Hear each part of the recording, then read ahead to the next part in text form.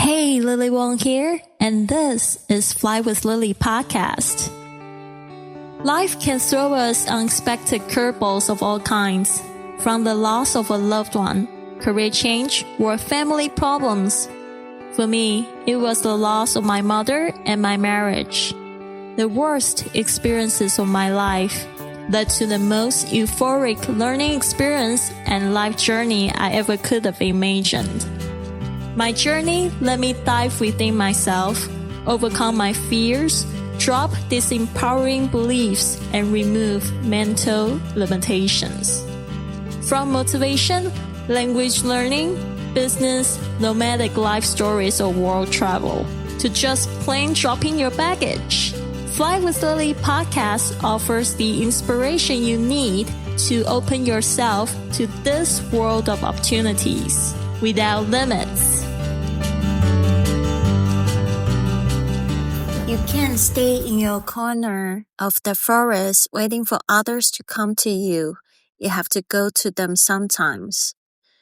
Travel has a strange magic. When you least expect it, it takes two people with no connection at all and places them inside the same story. January 28th, 2019. I woke up the morning feeling calmer than the day before. The day before, I finally set foot on Icelandic soil, spent an unforgettable afternoon at the Blue Lagoon with old friends. Today, they were leaving for their road trip, and I was beginning my own Iceland story. After leaving the guest house, I walked to my new accommodation to drop off my bag, a room in a local Icelander's home. Quiet and still, with a view of pure white outside the window. After checking in, I looked at the time. It was just past 11. I had a little while before 12:30. Somehow, I was nervous. I was about to go meet an Icelandic guy I matched on Tinder the night before. Looking back now, I can't believe how bold I was. Traveling solo, going to meet a stranger, first time meeting in person, but maybe travel does something to you. It makes you a little more willing to trust people than you usually would be. And from the moment we started chatting, I'd already formed a good impression. He hadn't sent a simple hi. He'd take the time, read my whole profile, and written a long, thoughtful message, asking what kind of travel I loved, recommending a few places he thought were worth visiting in winter. I could feel his sincerity through those words. It didn't feel like matching on a dating app. It felt like someone welcoming a traveler from afar. I followed the map and walked slowly toward the café we'd agreed on. Reykjavík is a small city. The streets were quiet. The air was so cold it felt like I was breathing it straight into my lungs. The snow along the road hadn't melted yet. Rooftops were covered in white, colorful little houses scattered in between. It looked like a scene from a fairy tale.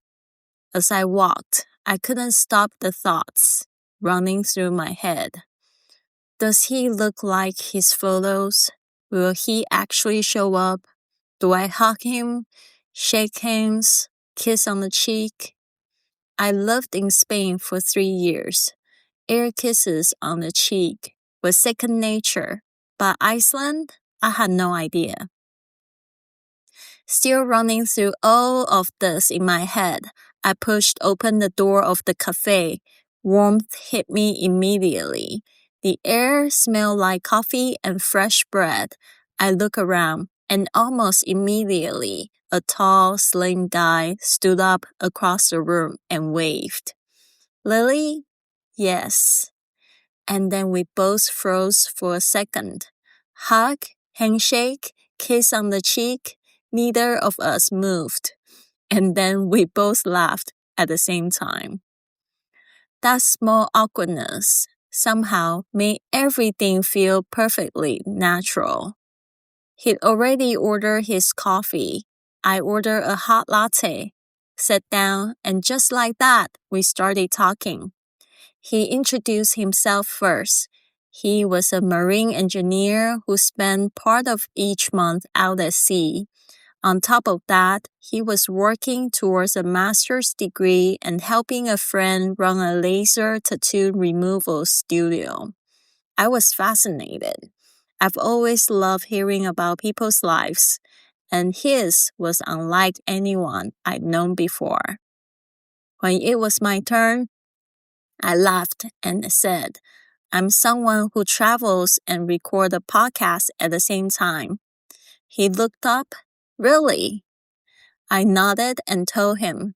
I left my old life behind, moved to Spain, started traveling solo, and began sharing stories about English and the world along the way. He listened carefully. He didn't rush to respond. He just smiled and looked at me. It was a look that didn't feel like pressure, not trying to impress, not performing interest, just quietly listening. I would later realize that was what I liked most about him. He really knew how to listen. As we talked, I started noticing small details. His skin was pale, almost the color of snow.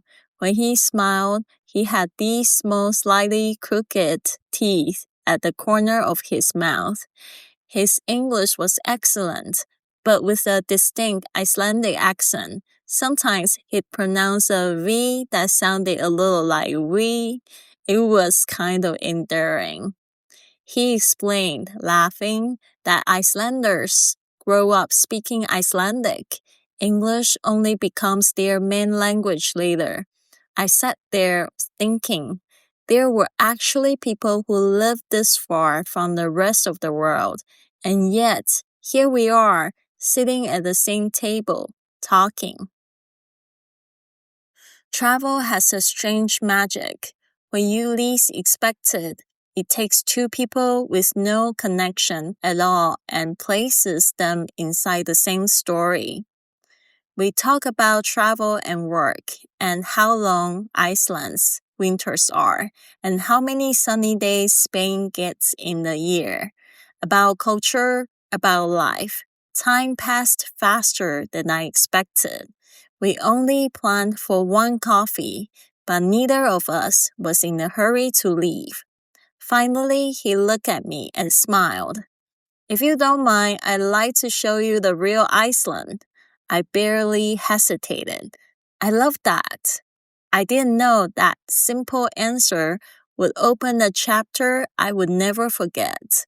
I didn't know that years later, when I think about Iceland, the first thing I remember wouldn't be a waterfall, a glacier, or the northern lights.